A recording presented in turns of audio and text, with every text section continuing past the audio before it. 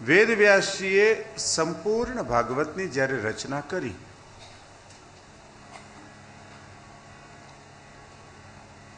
પછી એમ થયું કે આ આટલું સુંદર મજાનું અમૃત છે, મારે આપવું તો કોને આપવું?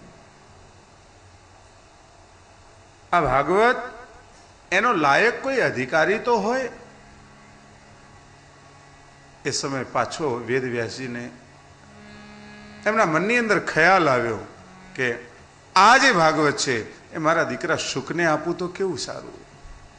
કારણ કે આના લાયક જે પાત્ર છે એ પાત્ર મને બીજું કોઈ દેખાતું જ નથી. હવે જે પુત્ર આજે મને છોડીને ચાલ્યો ગયો છે, આ ઝાડવાઓની વચ્ચે ક્યાં છે ખબર નથી, તો એને કઈ રીતે પાછો લાવવું? વેદવ્યાસજીએ પોતાના કેટલાક શિષ્યોને પોતાની પાસે બોલાવ્યા છે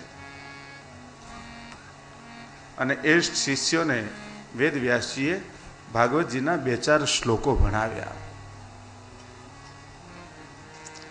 અને એ શિષ્યોને એમ કહ્યું કે આપ જ્યારે વનની અંદર કાષ્ઠ વીણવા માટે જાઓ ત્યારે આ શ્લોકનું ગાન કરજો. મારો દીકરો જ્યાં હશે ત્યાંથી આ શ્લોકને સાંભળશે ને એટલે ખેંચી અને પાછો આવશે. અને એ શિષ્યો વનની અંદર વન માર્ગે જ્યારે ગયા છે ત્યારે વનમાં ચાલતા ચાલતા ચાલતા ચાલતા જાય અને શ્લોકો બોલતા જાય છે. અને સૌથી પહેલો શ્લોક બોલ્યા છે, બરહા પીડમ નટવરવપુઃ કર્ણયો કર્ણિકારમ બિભ્રદ્વાસકનકપિશમ વેજયતિ વિંચમાલા રદ્રાન્વેણો રદરસુધયા પૂરયન ગોપવૃંદે વૃંદારણ્યમ સ્વપદરમણમ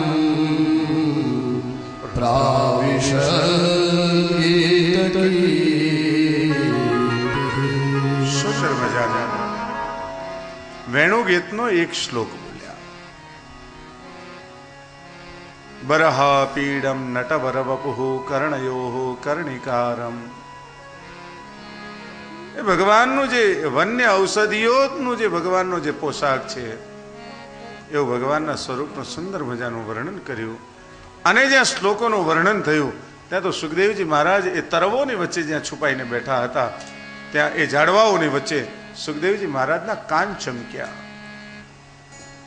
ત્યાં તો શિષ્યોએ બીજો શ્લોક બોલ્યો, પાછો કાન ચમક્યા. સુખદેવજી મહારાજ ઉભા થઈ ગયા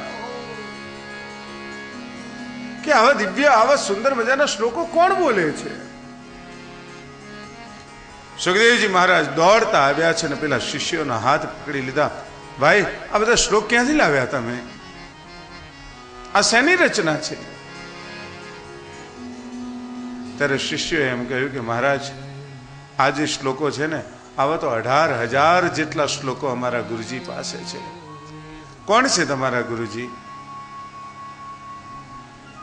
અમારા ગુરુજી વેદવ્યાસજી. ઓહો, વેદવ્યાસજી આપના ગુરુજી છે? એ તો મારા પિતા થાય. અને પિતાની સંપત્તિ ઉપર અધિકાર તો કોનો હોય? તો કે દીકરાનો હોય. હું એનો દીકરો છું, મને લઈ ચાલો ને એમની પાસે, મારે આ બધા શ્લોકો ભણવા છે.